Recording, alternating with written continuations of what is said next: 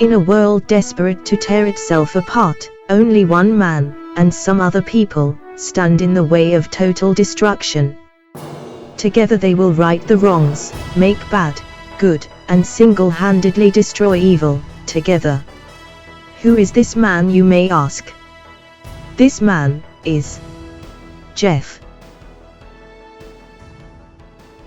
Hello and welcome to Geoff Jones and Friends Make It Better, the show that takes life's little annoyances, turns them around, breaks them down, makes Tom Hanks the leading man with a strong female co-lead, and simply makes it better. Today I am joined by author Robert Ottone. Hello Robert, how are you? Hello, thank you for having me. Thank you very much for joining me. So, Robert, get the stupidity out of the way. We should just tell everybody that we were laughing for like a half hour before we started recording. That's it. You've made me feel terribly queasy. Just from it's very, very unprofessional of you, Robert. I'm not going to lie. I'm the worst.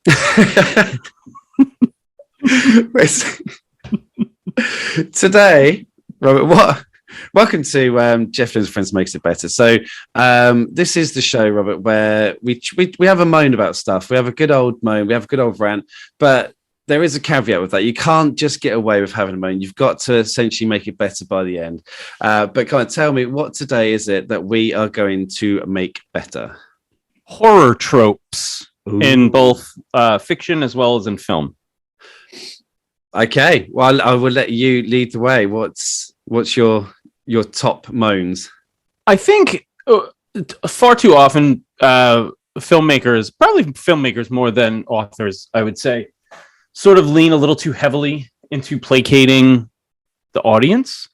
So, thankfully, and again, we're jumping ahead to the making it better part, but this is starting to shift a lot. So like we have the tradition of like the final girl, right? Yeah. And it's a long-standing tradition or whatever, and it's a huge thing. But also at the same time, the traditional final girl was always like one step ahead kind of thing. Like you look at like Jamie Lee Curtis, right? In Halloween. It's not, and John Carpenter's kind of said this, it's not the fact that she doesn't have sex or doesn't drink or anything that makes her more virtuous than the other, her two friends who get murdered. It's literally just that she's paying attention. Yeah. Like she's noticing, oh, there's a guy behind the bush over there. There's a guy behind the clothesline. There's a guy in the car looking at me from outside. Like she's paying attention and sees Michael Myers, right? That's what keeps her one step ahead of the game. But I think we've kind of we got away from that for a long time, specifically in the 80s, where the final girl was really just kind of like, well, we need a girl that's sort of like Jamie Lee Curtis. And that's it. And automatically we know that she's going to be the hero and the survivor with really no other reason other than the fact that she has these virtues of she's not getting laid and she's not doing drugs or drinking. Yeah. And then we sort of see that shift when Scream comes out, because Neve Campbell does get laid, which is wonderful. And she's like an amazing final girl. So I think But hang on, she does get, not spoiler alert, but she does get laid by one of the murderers, though. By one of the murderers, yeah, that's true. But I think like which is a great twist in it. Oh yeah, obviously in kind of that in that trope itself, the fact that she actually loses her virginity, or we assumed virginity, I think at the time, but to someone who obviously ends up is just trying to play into her life and ultimately double crosses her. Which is, it's kind of cool too, because that was sort of the beginning of saying like, hey, we could tear down this trope and sort of get rid of it because it is stupid. Like this idea of like, you have to be virginal and not drink or do anything like that to survive a horror movie. Yeah. And then thankfully, like it seemed to have gone away, but it was still something that people talked about, like, oh no, it's this and this and this. And thankfully, like we are, shifting away from that. And it's not even just final girls anymore, which is nice. We're getting some final boys and some final women. It's nice to see adults being given an opportunity to be the heroes or villains or whatever in horror movies, not just teenagers having all the fun. Yeah, but that's the thing, because, and I don't, does it cheapen it slightly? Because and I know that actually, no, sorry, that's completely wrong phrase, not cheapen it, but so they say it's gone from this kind of virginal last girl to almost now your, I don't know, kind of anti-hero, kind of the annoyed, angsty, hating the world person. But yeah, that's the kind of person you expect to be able to deal with. It's just someone who's completely cynical of everything. Like if everyone at the start of you're like, right, you're a murderer, you're a murderer, you're a murderer, and I just hate you. I know you're my parents. Like just hate everyone, and you don't let anyone in. You just suddenly don't sleep with them. Yeah. And it's interesting because like what you kind of mentioned is like sort of connected to the new Texas Chainsaw movie, because the quote unquote final girl in that is very tough and very, she's a school shooter survivor, which like as a teacher, it's very strange to see school shootings used as a plot device in fiction. It's a very weird thing. So like, and that's like another problem too, I think, is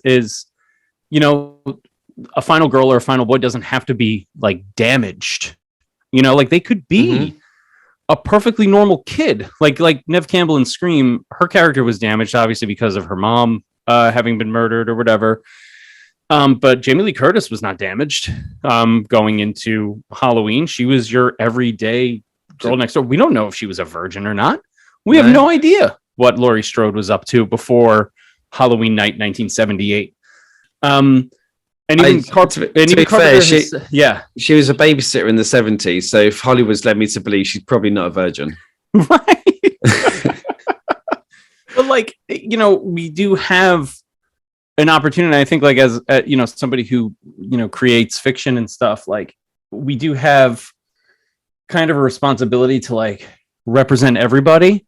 Yeah. And not just like from, I'm not just speaking like for myself, but like, I think other writers from other like walks of life and stuff have a responsibility to represent different communities and different groups of people in different ways, or in ways that sort of play with the genre a little bit. And, it's nice to see that happening in written word.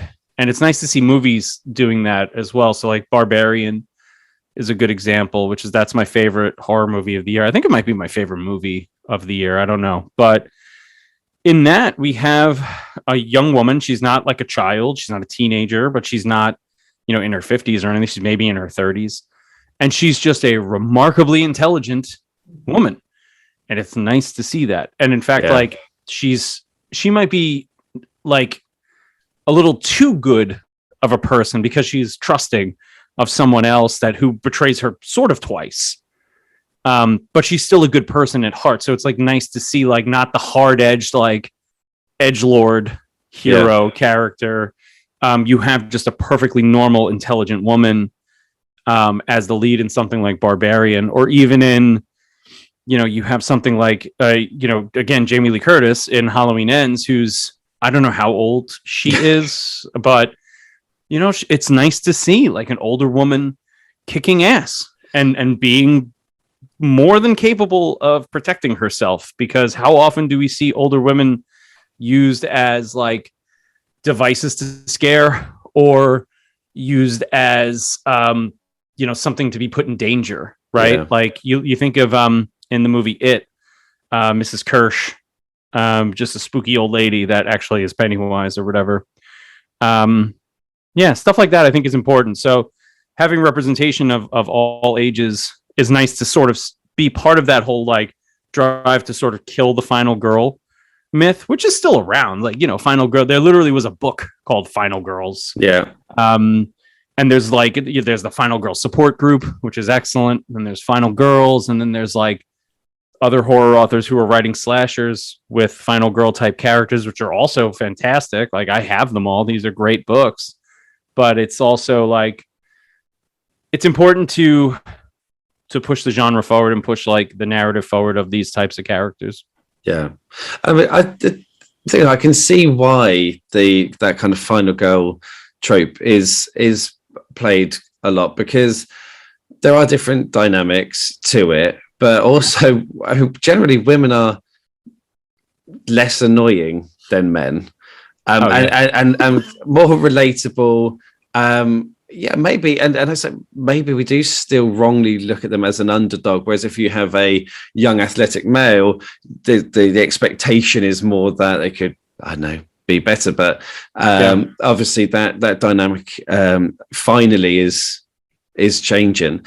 But I do think I kind of watch films or TV shows or read books, horror books, where kind of the protagonist is a male.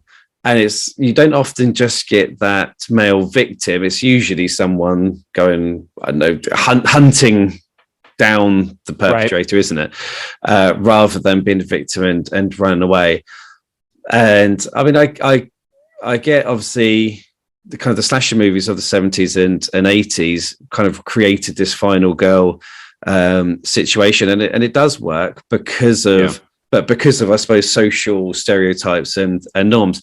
So I kind of, on one hand, being a kind of, I see myself as progressive.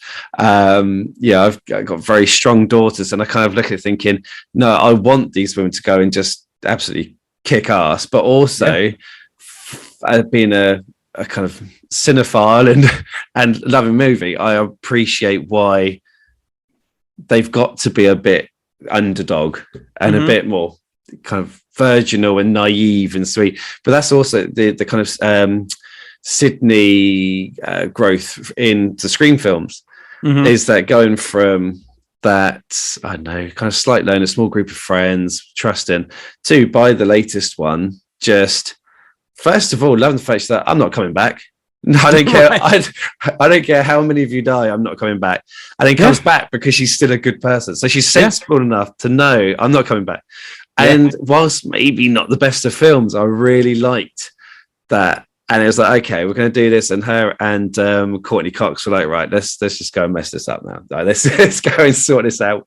That was my favorite part of the new Scream, was her realizing, like, no, I have to do this. I am tied to this forever.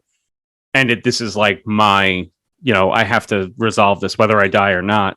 But it's like, having that is interesting because, she does show tremendous growth. Like in the second movie, she's got a wonderful friend group, even though one of them turns out to be one of the spoilers. But, but like, she needs to choose her friends better.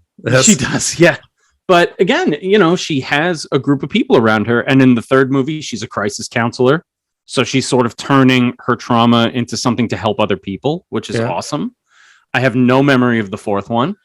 And and I know that's like everybody's favorite because of Hayden Panettiere or whatever, for whatever reason. Everybody loves the fourth one. I have no memory of it. Yeah, but I'm struggling.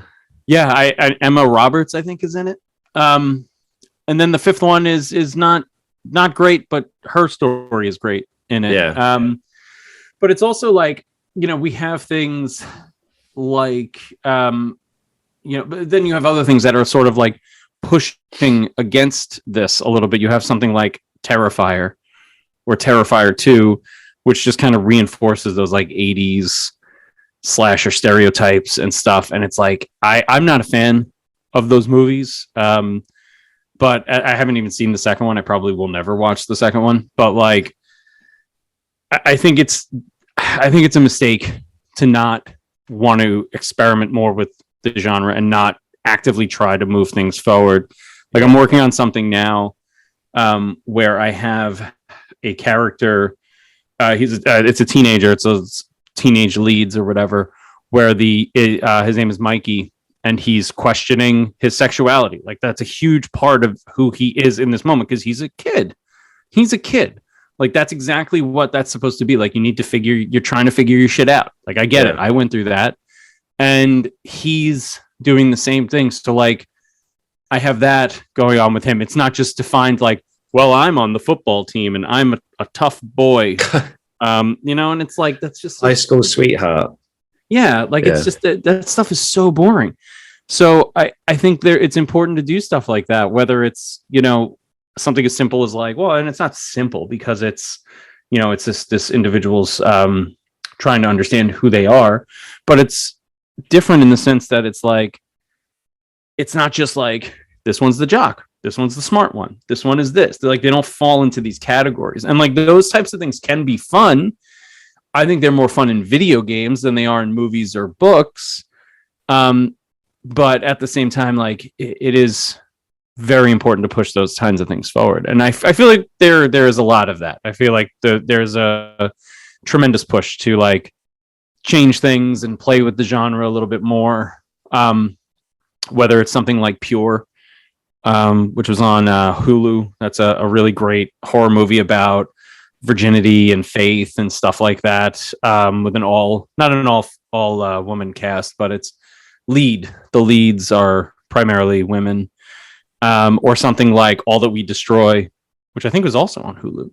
That's like female driven, but also multi-generational and incredibly dark, and really sort of plays with the concepts of motherhood and what it means to be, a mother and give of yourself and stuff like that. So things like that I find interesting.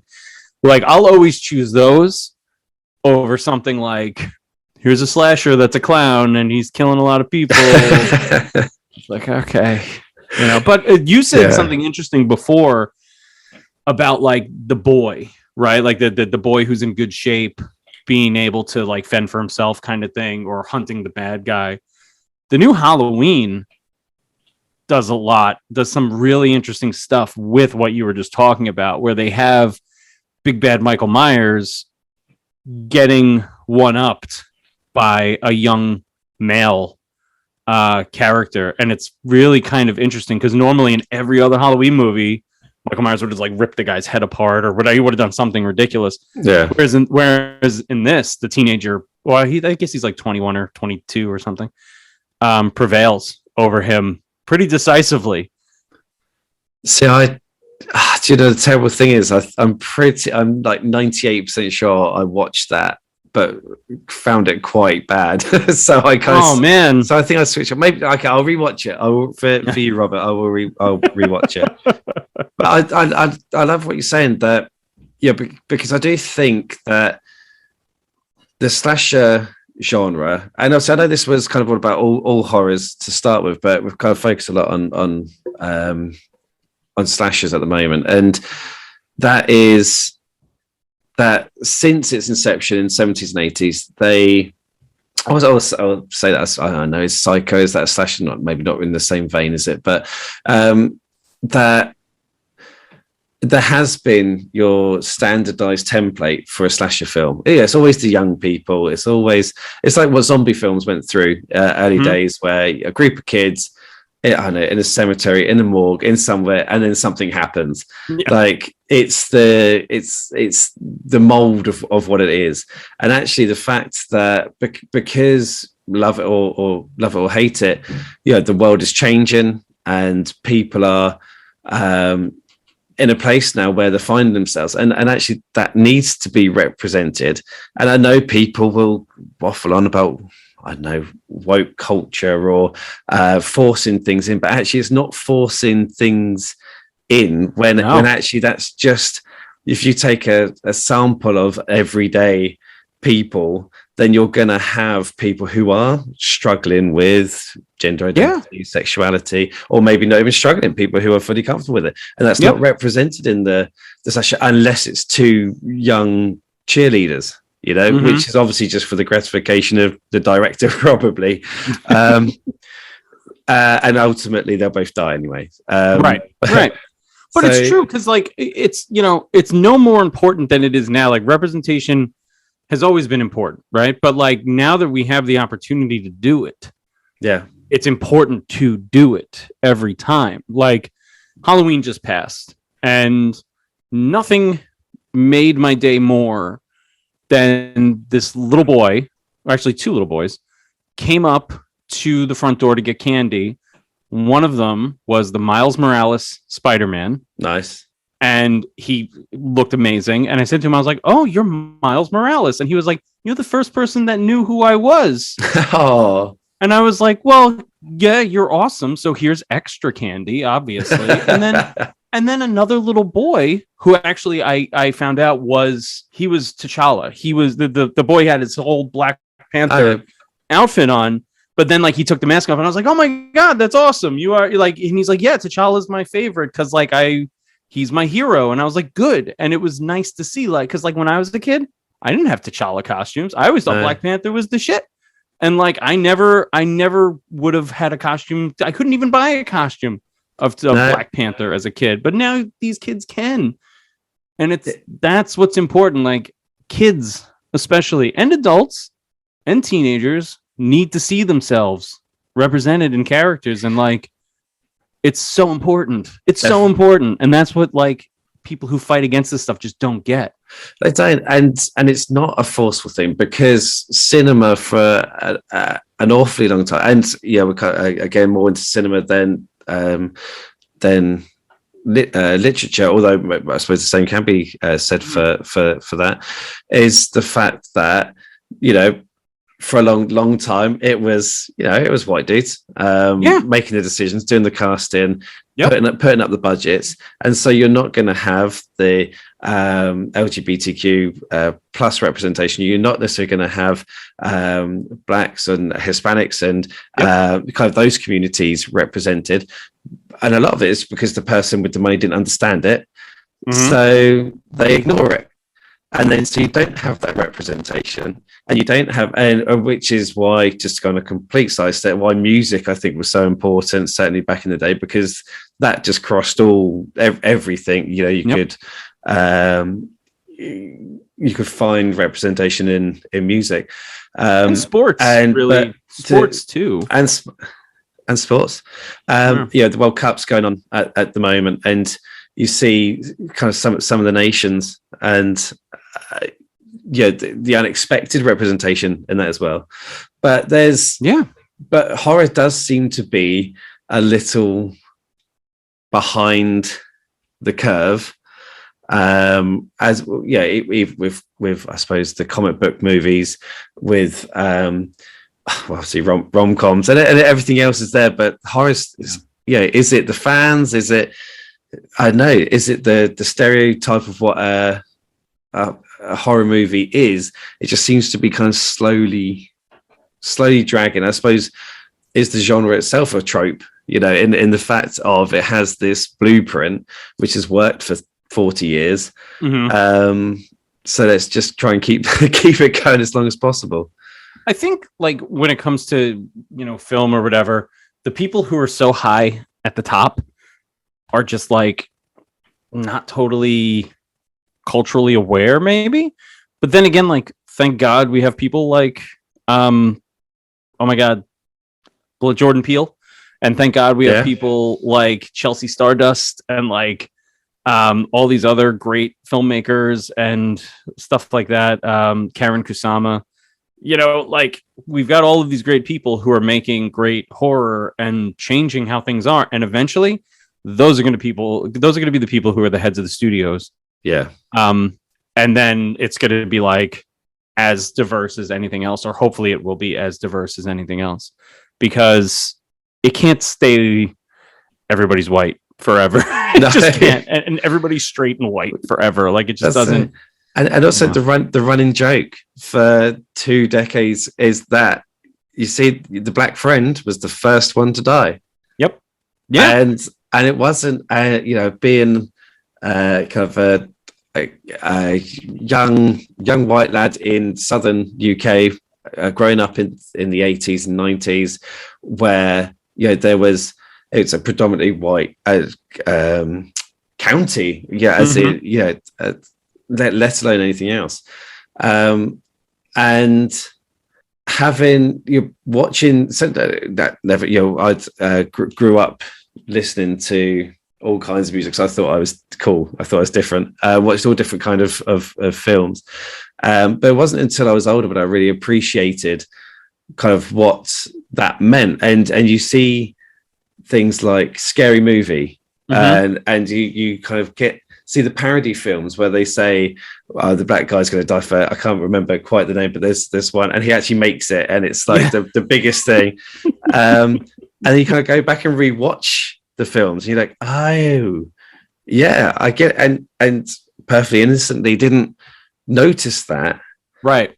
But then you're like, right, and that's representation. Yeah, that's the girls making it to the end before the before the athletic black guy. Think of Jason Takes Manhattan. The one African American dude in amazing shape. He's a boxer. He's kicking the shit out of Jason, just punching him, and then Jason just punches him with one punch, knocks his head clean off his shoulders. And that's it. Like, it's stupid. It's so dumb. Like, regardless of the color of the kid's skin, he's super athletic. If it was a girl, if it was a guy, like, you're gonna be able to put up a fight. Yeah, it doesn't matter. But it's like, that's the trope right there in a nutshell. And it's so stupid. But in the hopes of making things better, I think it is changing, and I hope it's changing, for the way, way better. Yeah.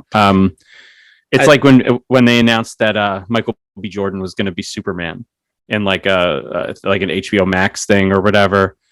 I remember being like, yeah, name a better Clark Kent. You can't.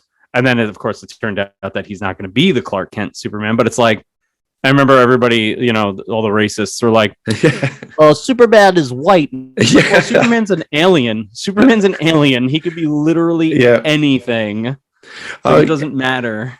Idris Elba for James Bond, exactly the same thing. I definitely 100%. And like you say, everyone's saying, but actually Ian Fleming wrote him and he did describe James 007 James Bond as, so, but actually 007 is just like the code, so you can actually just cast someone new. I'd be more annoyed if they call it Janet Bond, like it's an idea. Doctor Who, when Doctor Who became a woman, and everyone's like, oh my god, this is the worst. Alien, who has openly been 14 other people or whatever, like, just get out of your own minds. And it's so stupid, isn't it? It's like the dumbest thing to like get hung up on this. Like, just have a good movie. Yeah. Like, what does it matter? What is it? There was a Japanese actor that I was like, I want this guy to be the Joker in the worst way. This is before Heath Ledger was the Joker. And I remember friends of mine were like, oh, you can't have a Japanese guy play the Joker. And I'm like, if you saw this dude in the movie that I saw him in, you would not be saying that. But they're like, no, but he can't be Japanese. I'm like, well, why not? Who cares? Why not? Fictional character. Right. Anything is anything. That's literally the idea of fiction. Anything could happen. Anything. And just before I summarize on kind of how I think we've made all this better, the whole Heath Ledger Joker conversation, we may need to do another episode on that one because I didn't buy in. Ooh, so I think I know you're a DC guy, but that we're so I'm gonna just let that grenade out, and I'm gonna say, Robert, I feel like we've done a fantastic job here. I mean, this took a different turn. So I love doing this podcast because we start talking about a subject, and either some people will be quite regimented, and we kind of go from A to B to C, and it's great because it's quite cathartic. Other people have just gone absolutely all over the place. I feel like this is, we've had a laugh, but also, it's social issues, and that's everything's different. And I love being able to meet new people and talk through this stuff like this. And what we've done is we have made certainly one horror trope in horror, but there's many we could have spoken about. And essentially, I feel like we've made it better by saying, if you want to live, don't drink and have sex. I guess so. Is that where we got from? I guess that's the takeaway. Just from no drugs, no hard drugs, and no hard drugs and no sex. No hard drugs, no sex. And I'll tell you what, if possible, stay away from bigotry and be a bit more open-minded. That would be nice as well. Kind of a big one. Yeah. Let's not be racist assholes. Let's not be. How about that? That's the tagline for this episode. I tell you what, this is fantastic, Robert, and I think it's stuff that hopefully everyone is. There's two guys or two people sat in various rooms, talking across countries, across oceans, about how people need to be just less bigoted ourselves. That's the message, man. That's the message. That's the truth. Before I let you go, Rob, please tell me what you've got in the works right now, and where can we find you? Sure, yeah. I have a book out right now about Bigfoot, my favorite, possibly impossible spooky monster. It's called Nocturnal Creatures. That is out now, courtesy of a British publisher, actually, Raventail. And I have my second collection, Her Infernal Name and Other Nightmares. It's a collection of short fiction. I really am proud of that one. And I have a novel coming out in the spring called The Vile Thing We Created, which is, wow. Yeah, it's a dark one. So hopefully people pick that up when it comes out. But more on that, I guess, in the future. Wow. It sounds fantastic. Well, we'll have all of the links in the bio for the episode. I will throw it out there. I'm more of a Loch Ness Monster kind of guy myself, but I will check out the book. And all that leaves me to say is thank you so much, Robert Ottone, for joining me on Geoff Jones and Friends Makes It Better. Say goodbye, Robert. Goodbye. Thank you so much. Thank you. And we'll see you all next time. Take care.